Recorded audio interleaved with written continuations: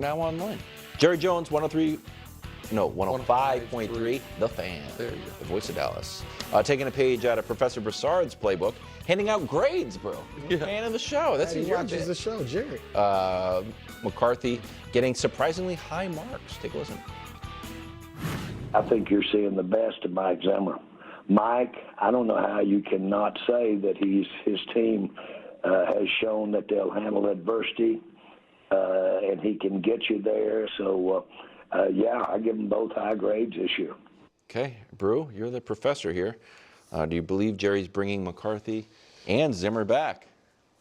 Well, Zimmer, I mean, the way they started the year defensively, I mean, is just ridiculous. So I don't know what Jerry's talking about with that. Yeah, they've played better lately, but come on. That the way they started the season doomed them, you know? I'm really now believing strongly, not 100%, but believing strongly that he's bringing Mike McCarthy back. The fact that he didn't even entertain talking to Bill Belichick. There's been no talk about Dion. Vrabel, of course, is out there, but Jerry can look and say, Vrabel's resume isn't even as impressive as McCarthy's was. True. So you can justify it. We won 12 games, 3 straight years. This was just a weird, funky season, a lot of injuries. Dak got hurt. Nick, I think he's bringing him back now. I really do.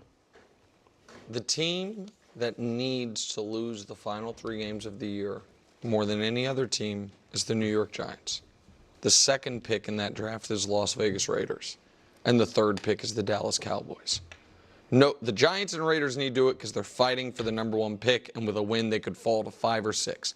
The Cowboys need to do it because if they don't, I think you're right. If they do lose the final 3, at this point, I think McCarthy's a betting favorite to be brought back. I think Jerry is looking for a reason to do it, and I'm going to try to convince you, Wiles, the mayor of continuity. What? So, is that what you are? Mr. Continuity and the Mayor of Fair. Sorry, my bad. Mr. Continuity. My bad. I apologize. I knew when I said it was wrong. Well, it's not the ambassador of impartiality. No. You got it right. Okay. Here's why it's such a bad idea. Okay. Going into this year, what was supposed to be the litmus test for McCarthy? How do they do in the playoffs? Right? Like, I think that while we're all saying, I know, this is one of those we are weird all wrinkles in you the guys sports you universe. guys are saying that you want to bring him back, you think they might and don't think it's a horrific idea. Right. If instead of being whatever they are, 5-9 or 6-8, if they were right now 10-4 and they won 12 games again and got rocked in round 1, correct, everyone would say fire. So here's why it's a problem. That's the way it goes.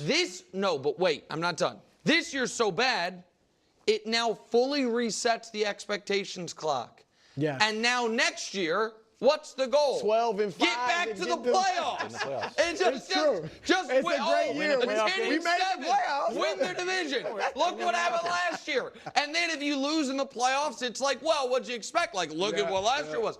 And then we're just back to where you hope to be this season in like 2027. It's stupid. It's a bad plan. Okay. Let's talk about this. I totally hear what they're saying, especially what Nick is saying. And it made me think of way before I ever had this channel. I mean, this had to have been a pretty long time ago, 4 or 5 years or so. I used to watch on YouTube like The Odd Couple and Speak for Yourself back when it was like Whitlock and Marcellus Wiley. And I remember it was first played a clip of Marcellus Wiley talking about how all these fan bases think, like, oh man, if we could just get in the playoffs, like all we do is got to win a couple games and we're in the Super Bowl. And he kind of talked about like the flaw in that logic, how much harder it is. It's like everyone thinks that their team can just win a couple. If they could just piece together a couple games together, boom, they win. And he's like, it's just really not like that in practice. And this then, then the next clip kind of went into kind of The Odd Couple, and then like some local clips from various teams, and one of those teams was the Philadelphia Eagles, and I forget some I guess like main reporter who I guess is like more local from Philly or whatever. And I really forget which year this is. I feel like it was one of the Carson Wentz years. And they said, they dealt with a bunch of injuries. And he was kind of saying, like, this is such a problem that if the Eagles limp into the playoffs, it makes people think that they're right there, even though they're really not, that they're really so much further away. Or it's like one of those things where they're like, oh, they just had some injuries. They were right there. If it wasn't for those injuries, they would have been so much better. And that is where the Dallas Cowboys are right now. Because there was a lot of high hopes going into the season. I kept saying there shouldn't be, and I got a lot of hate for it. But there is this feeling of like, we're right there. Again, we won 12 games all these years. This year we lost Dak and Micah. Like, what do you want us to do? And it's like, you were not right there. Would you have been better if your team stayed healthy? Of course. But you would not be talked about in the same conversation as the Detroit Lions, as the Philadelphia Eagles, the Buffalo Bills, the Baltimore Ravens, the Kansas. You just wouldn't be. And if you're not, then you got to make moves. You got to make moves. The Eagles were not that last year. What did they do? They said, we need new coordinators. We got an offensive coordinator. We got a defensive coordinator. We need another running back. They went out and got Saquon. They said, our defense was not good last year. What did they do? They went out and drafted defensive players. They also got another one free agent. Like they made clear moves. The Lions were right there the year before. They didn't really have to do too much. They were like, no, we're right there. We got to maybe do a little bit of this and a little bit of that, but we don't got to shake this too much. And so they continue to be right there. And so that's kind of the situation where the Cowboys, you have to, that's why you just got to be honest in evaluating the team you are. If it's easier to keep telling yourself, we would have been so much better if we were healthier, that helps you sleep at night today, that may be true. That will help you get a better night's sleep tonight, but it's certainly not helping you out tomorrow. I could keep saying that I'm poor just because I got some bad luck. Oh, man, I just got some bad luck. I just, I can't keep a job because all my bosses are really bad. They're just bad. Or I could focus on the reality of saying, you know what? I'm not doing enough to get a good, high-paying job. I'm not doing enough to actually keep my job. I need to put myself in a better situation. I can keep, calling out the powers that be, or I could be like, what do I have to do to put myself in a better situation? And that's where the Dallas Cowboys are. They want to constantly flirt with that game. We were right there. Even last year when they got rocked by the Packers. We were right there. Just a bad game plan. I don't know what Dan Quinn was doing, but we were right there. And it's like, no, you weren't. That was more fool's gold. That was more of an illusion. And the truth is, right, if you bring back McCarthy, the reality is I still don't know what coach is out there. I don't think Ben Johnson's coming to Dallas.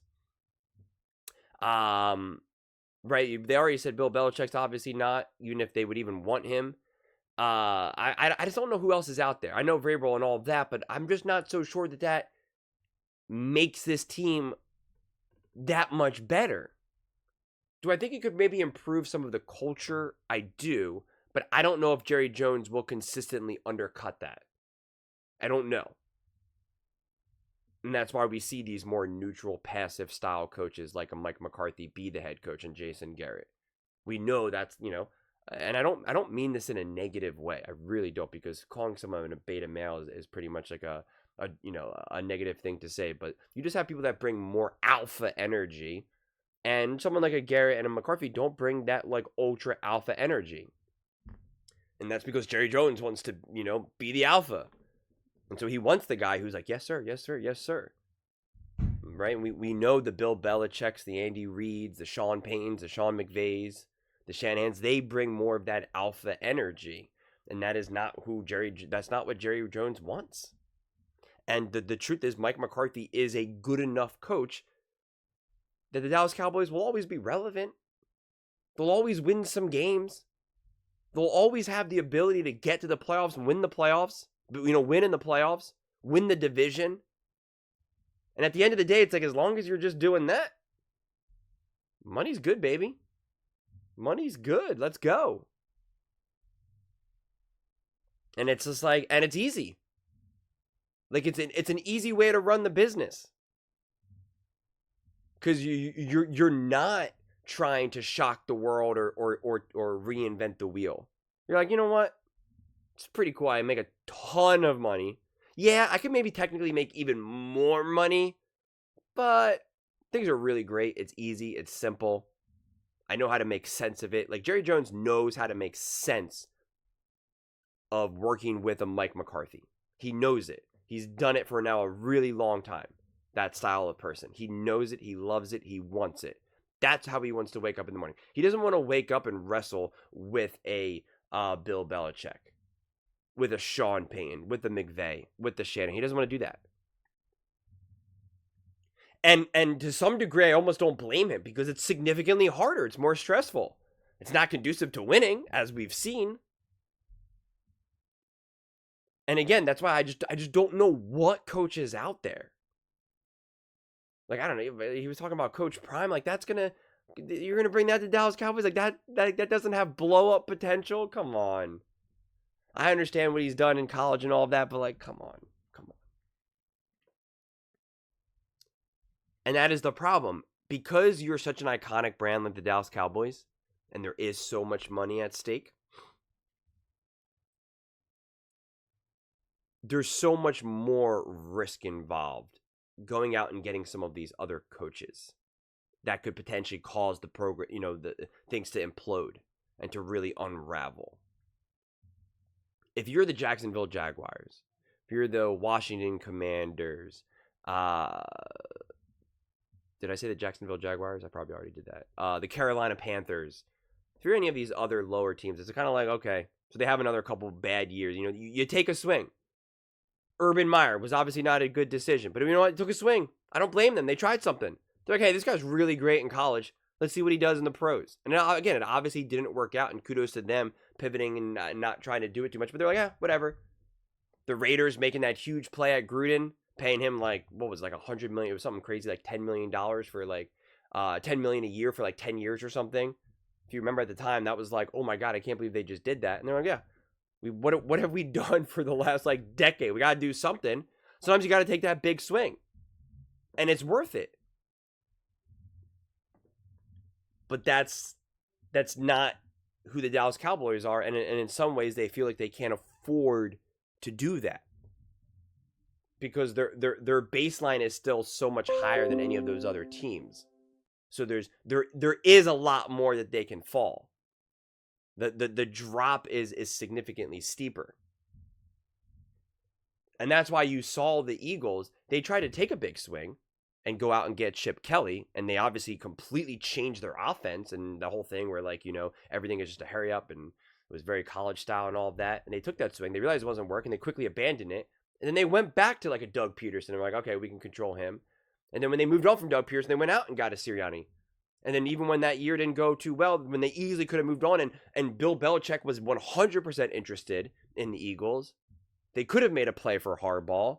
And they're like, nah. Yeah, Nick Sirianni's kind of the perfect level of alpha, because he's alpha to the locker room and alpha to the media and the fans and all of that, but like, he's not alpha to me. We got him. In a lot of ways, Sirianni is exactly the type of coach that Jerry Jones would kind of need in a way.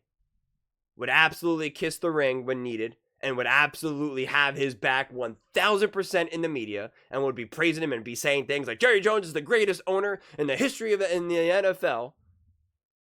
But also, if they win, no one's giving Nick Sirianni the credit. Very, very, very few people. And the credit, I got news for you, the credit would be going, if the Eagles won the Super Bowl this year, the credit would be going to Howie Roseman. Seriously. I don't know how many people would say, Nick Sirianni is the coach of the year. They would say, no, Howie Roseman's the one that went out and got Kellen Moore and Vic Fangio and drafted this guy and got that guy. He's the one that made the play for Saquon. Like, it would all go to him. So that's, honestly, it's actually kind of funny. That's actually who Jerry Jones needs. And I don't know if there's another Nick Sirianni out there like that. I don't know. But that's kind of what it is. Because that's why, right, you get Ben Johnson. Let's say Ben Johnson turns around this offense and they're flying and they're balling out. Ben Johnson's getting that credit, man. And it's kind of funny because if the Dallas Cowboys won the Super Bowl, let's say they were able to win the Super Bowl this year. Let's just use last year as an example, since they were obviously like good enough. They won games. They got to the playoffs. If they ended up going on a run and winning the Super Bowl, who do you think would have gotten the credit for that? would it have been Jerry Jones?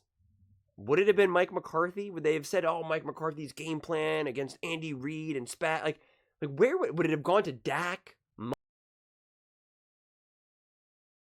have unfolded, but it's just like because like I don't know if people are dying to give the credit to Mike McCarthy, and it's not like Jerry Jones put together like this stacked super team that people are praising the moves that he made. So it's kind of funny to think like who would it be? Maybe Dan Quinn's defense? Like I don't know. And in a way that's kind of part of the problem because it's like well, where's the special? The Eagles, the special is the GM. The Kansas City Chiefs, obviously we know Patrick Mahomes, but also like Andy Reid. The 49ers, we know the special Shanahan. And that's where you kind of run into a problem when you need the special. That's what's made the Chiefs, honestly, so dangerous throughout the last like 10 years or however, not 10 years, however many years. Because they have the special with the GM and the coach, and then they have the special with the quarterback. And that now is just, that becomes unstoppable in a lot of ways. While other teams either have the special in the coaching or the front office, but not the quarterback. And other teams have the special at the quarterback, but not the special in the coaching or the front office. It's not a surprise that the most consistent team in the NFL for the last 5, 6, 7, 8 years has been the Kansas City Chiefs because they have the special coach. They have the special front office. They have the special quarterback. That's special, special, special. And with the Dallas Cowboys, you're trying to find out like where's the special lie. Jerry Jones obviously knows how to put together teams. He's obviously been able to put together teams that can get some wins. And he's obviously great at drafting and doing that sort of thing. So it's not like he's a bum.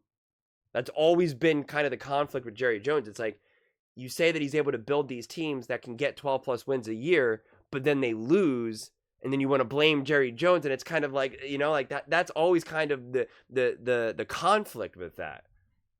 We say that these Dallas Cowboys teams have been great over the last few years, but then they don't show up in the playoffs, and it's like, so then how can you blame that on Jerry Jones? And then if it's not Jerry Jones's fault, then you're saying it's a coaching fault. But then again, those coaches were still able to get those teams to win all those regular season games. Like it becomes hard to diagnose. And when you can't diagnose, that's when you kind of have to just make a change. That's what you do when you're trying to fix something too. You're kind of like, I don't know. Let me just try to like flip this switch to see if something improves. And if it gets worse, you go, oh, okay, let me switch it back. Let me try this switch now. Right? You're kind of just constantly flipping the switches. And that is the one thing that the Dallas Cowboys probably don't do enough. They don't tinker enough. They don't try to change things. So they kind of just stay like pretty good. Have some moments of looking pretty great, but not enough. They didn't take a swing and draft a Jordan Love. They didn't take a swing and say, hey, you know what? Let's get Saquon Barkley. He's going to be a game changer. They didn't take a swing and say, you know what? Let's hire Harbaugh. Like they didn't make those moves. They didn't say, you know what?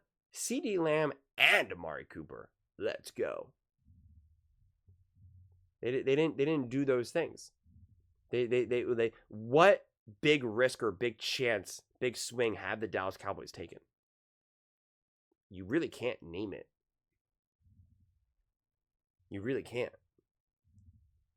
So, yeah, I don't know. Honestly, it does feel like Mike McCarthy's coming back. But like I don't see them improving. I don't see how this gets them over the hump. I don't see how Dak Prescott suddenly is going to be this like baller and leading this team to just like endless victories. I mean, like when you really just like close your eyes and think about it, like do you really see the Dallas Cowboys, Dak Prescott, Mike McCarthy beating the Philadelphia Eagles, the Detroit Lions, NFC Championship game, outdueling Patrick Mahomes, Josh Allen, Lamar Jackson in the Super Bowl? Like you can't really actually get there. And so if you can't illustrate it, I think you need a new pen and pad or something, man. Maybe a new like finger painting set. I don't know. Maybe you got to start from the very beginning, and just like a piece of chalk on the blacktop. I don't know. You tell me. But those are just my thoughts. I'd absolutely love to hear yours. What do you guys all think about Jerry Jones bringing back Mike McCarthy and Zimmer, for that matter? Let me know in that comment. Let me know in the comments below. I read every single comment, so whether you agree with me or disagree with me, either way, let's get in some discussions. Let's get in some fights, but ultimately, let's just have some fun. And please do consider subscribing. We're building an amazing community here, and I'd absolutely love to see you part of it. I want to build something that we all genuinely feel connected to, something that we're really excited to be part of. I think we're well on our way to doing it. And please don't forget to give this video a thumbs up, as it really does help with the visibility and the algorithm. Thank you so much, and see you next time.